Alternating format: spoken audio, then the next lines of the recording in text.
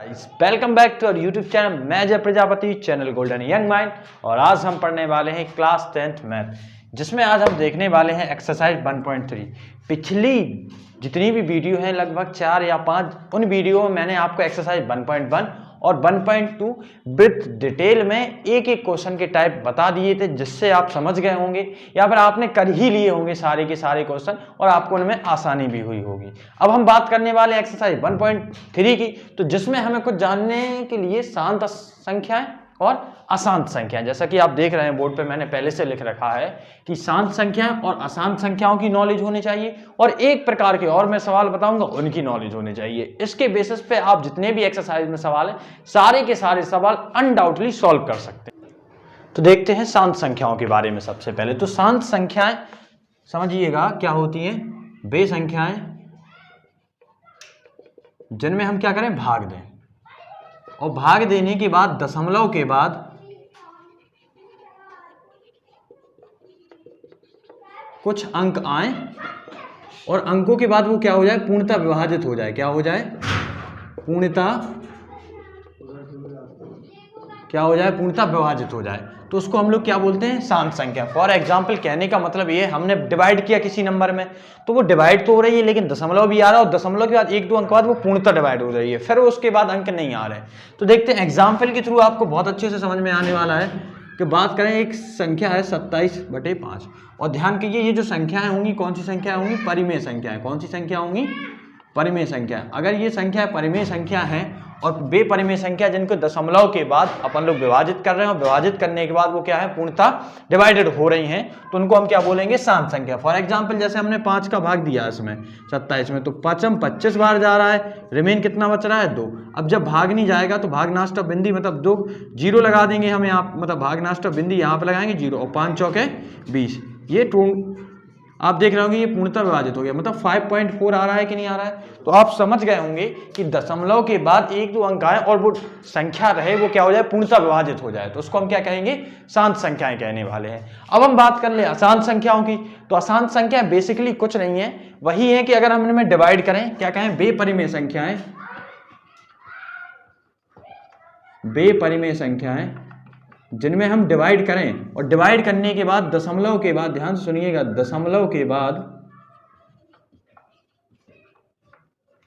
हमने परिमेय संख्या है और उनमें भाग दिया, और भाग करने के बाद दशमलव के बाद वो क्या हो रहा है, नंबर आते ही जा रहे हैं। दशमलव के बाद वो क्या होते हैं, कंटिन्यू नंबर आते रहते हैं,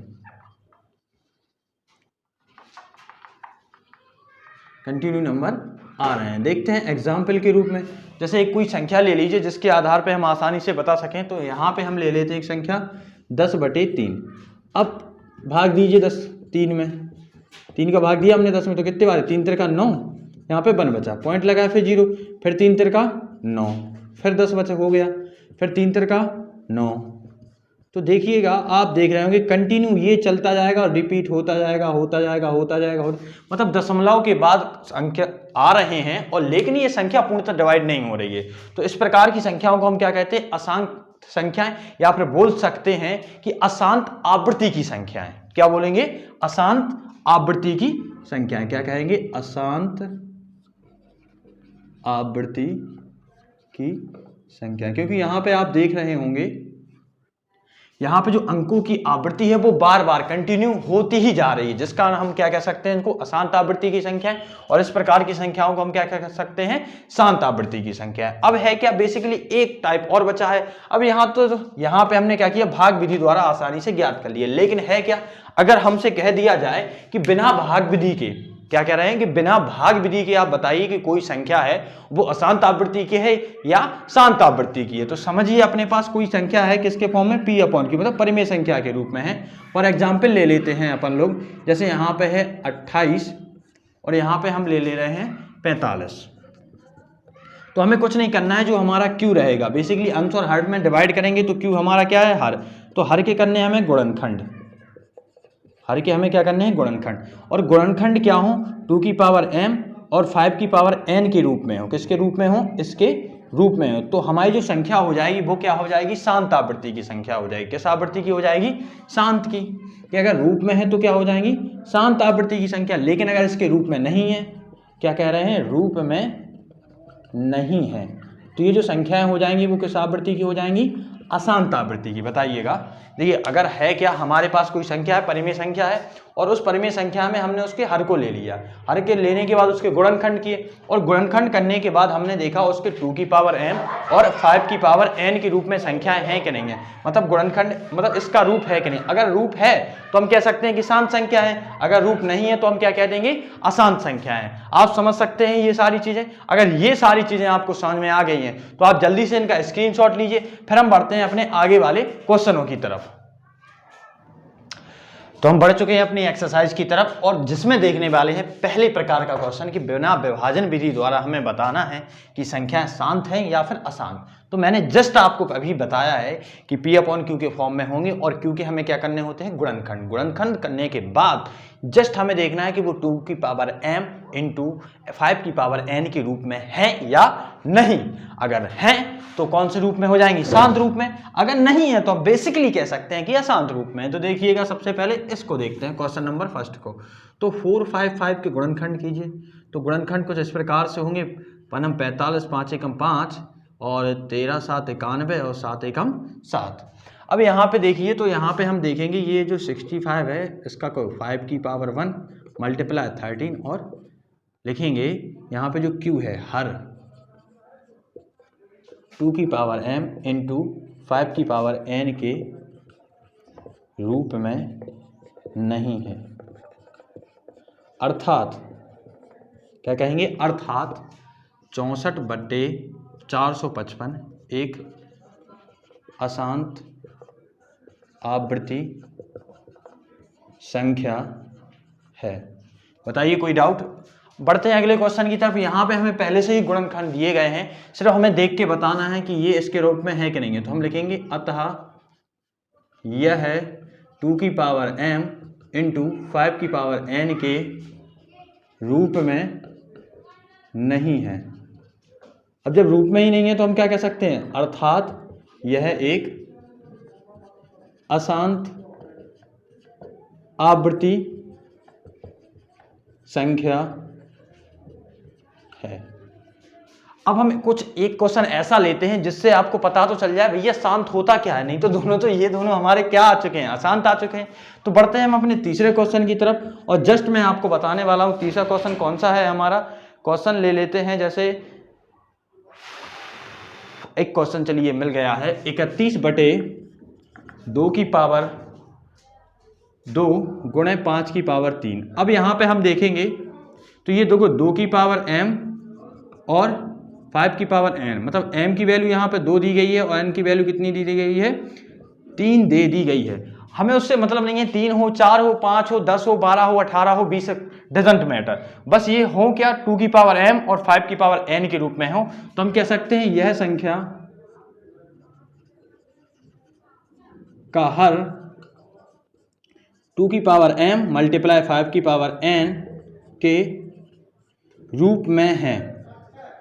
अब भैया जब इसके रूप में है तो अर्थात यह है शांत आवृत्ति वाली क्या है? संख्या है। बताइए क्लियर है कि नहीं है? तो अर्थात आपके पहले प्रकार के सवाल तो बहुत अच्छे से क्लियर हो चुके हैं, और इसी में मैंने आपको 3 एग्जाम्पल दे दिए हैं। अब मैं कुछ एग्जाम्पल और बताऊंगा जिससे आपकी पूरी एक्सरसाइज खत्म हो जाएगी। तो पहले आप इसका स्क्रीनशॉट लीजिए, बढ़ते हैं अगले क्वेश्चन की तरफ। तो पहले प्रकार का सवाल हमने देख लिया था। अब दूसरे प्रकार का सवाल देखने वाले हैं कि संख्या इतने को इनके सरलतम रूप में विभाजित कीजिए या फिर परिवर्तित कीजिए। तो आप देख रहे होंगे यहाँ पे बार लगा हुआ है। तो ये जो बार होता है, बार किसको शो करता है? रिपीटेशन को। मतलब अगर कोई संख्या बार बार आ रही है, मतलब बार बार रेगुलर फॉर्म में, तो उसके लिए हम कहाँ लगा देते हैं? उसके ऊपर बार लगा देते हैं। तो इसके सरलतम रूप में व्यक्त करना है तो x बराबर मान लीजिए कि संख्या अपने पास क्या है? 2, 5, 4। अब ये जब बार बार है तो भाई इसको ऐसा लिख सकते कि नहीं लिख सकते? 5, 4, 5, 4, 5, 4, कुछ सो ऑन। अब जब इसको ऐसा लिख सकते हैं तो समझिएगा कि दोनों पक्षों में 10 का मल्टीप्लाई कर दीजिए। क्या लिखेंगे? दोनों पक्षों में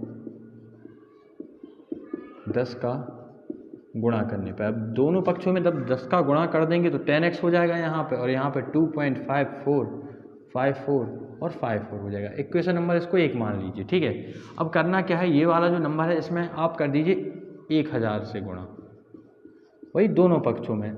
तो क्या हो जाएगा 1000x बराबर 254.545454। अब आप कहेंगे कि 1000 से ही क्यों किया, 100 से भी कर सकते थे। अगर हम 100 से करते थे तो क्या होता 25.454 आ जाता, लेकिन ये हमारे लिए हमारी रिपीटेशन क्या है 545454।